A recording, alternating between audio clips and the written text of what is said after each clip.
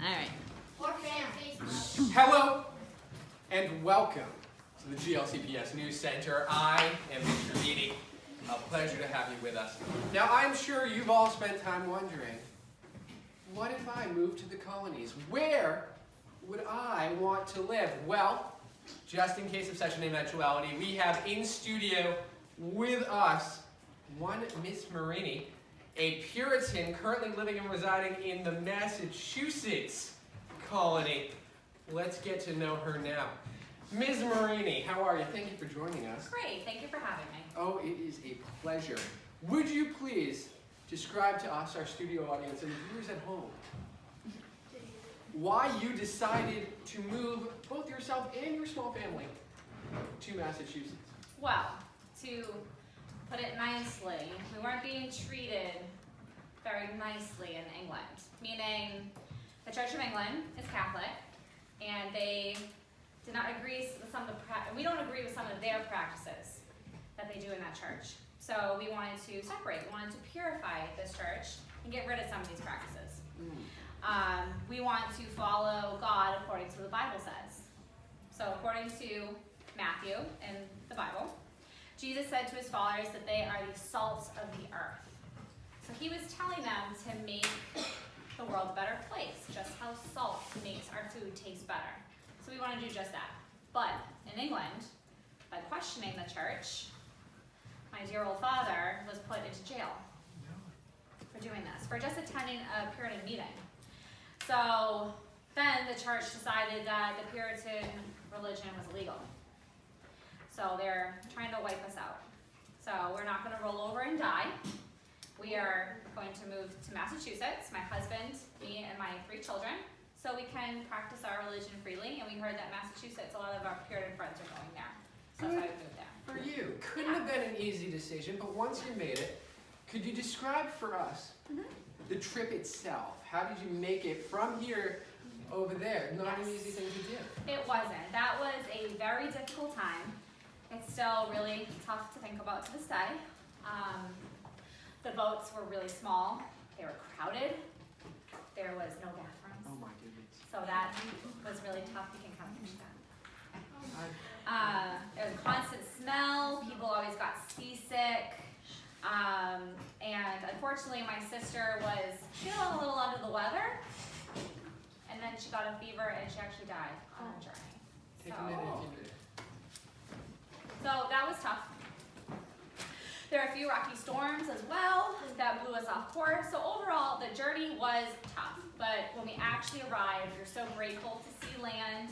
I was as happy as ever that we actually made it. And even though there was a lot of hardships, I don't regret my decision to leave England because I would do anything for my children to not have to live in fear of not being able to practice their religion freely.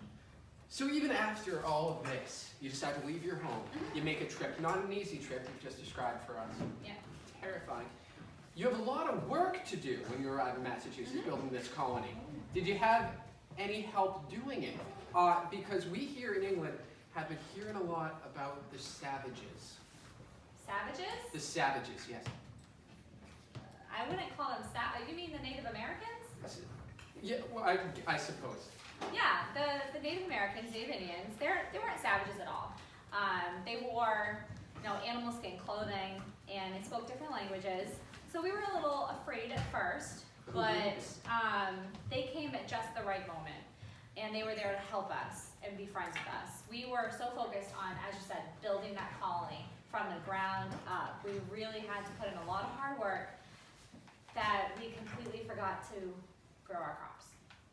And the winter was approaching. We were almost on the verge of starvation. And they came and showed us how to plant corn. They gave us corn, we traded. Without them, we wouldn't have lasted. And I especially admire the women Indians because they were one tough cookies.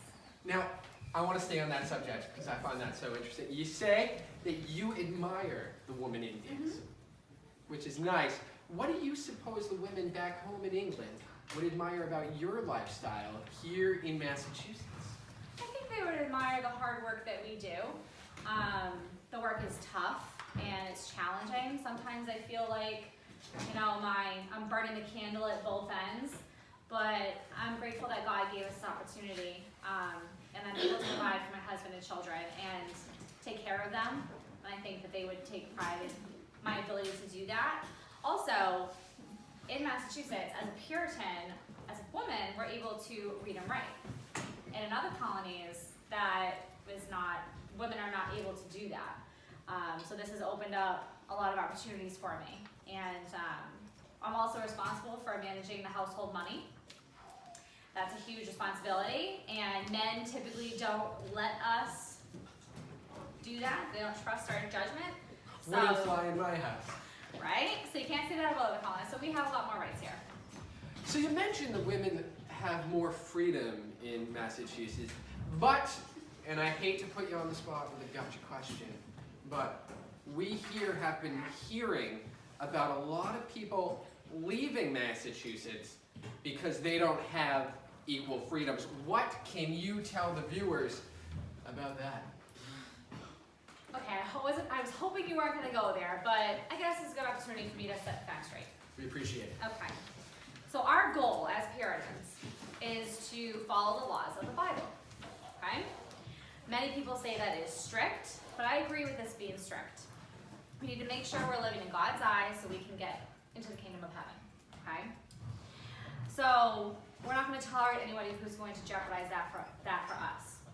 So according to the book of Peter in the Bible, it says, "Your enemy, the devil, prowls around like a roaring lion, looking for someone to devour." So people here are trying to make us stray from being Puritans because they don't agree with us being strict. But we're not telling them, you can't practice your religion, it's illegal. We can't tell you to move out, but we're simply saying, listen, if you don't want to be one of us, then just go start somewhere else, because we put in so much work to build our colonies, and we want to do it the right way. On one hand, you could see it as being a bit harsh, but you could also see where you're coming from. Yeah. As we wrap up this last segment, what is the one message you would like to deliver to the Puritans waiting back home in England? Sure. What would you like them to know about your experiences? Well, aren't you sick and tired of hiding in England? Aren't you tired of the constant threat of being put into jail? Do you want the hound dogs to keep chasing after you? Well, if not, then you should make this trip to come here to Massachusetts.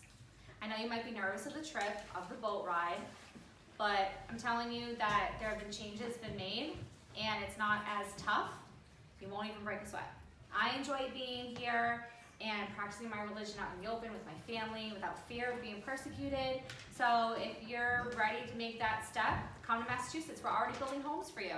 Well, that's going to do it for us. It's been a pleasure having you with us. We hope we get to see you soon. Absolutely. Join us next time. A Southern tobacco farmer from Virginia will be telling you about his experiences in the colony. Can't wait to see you then. Tune in next time. Bye.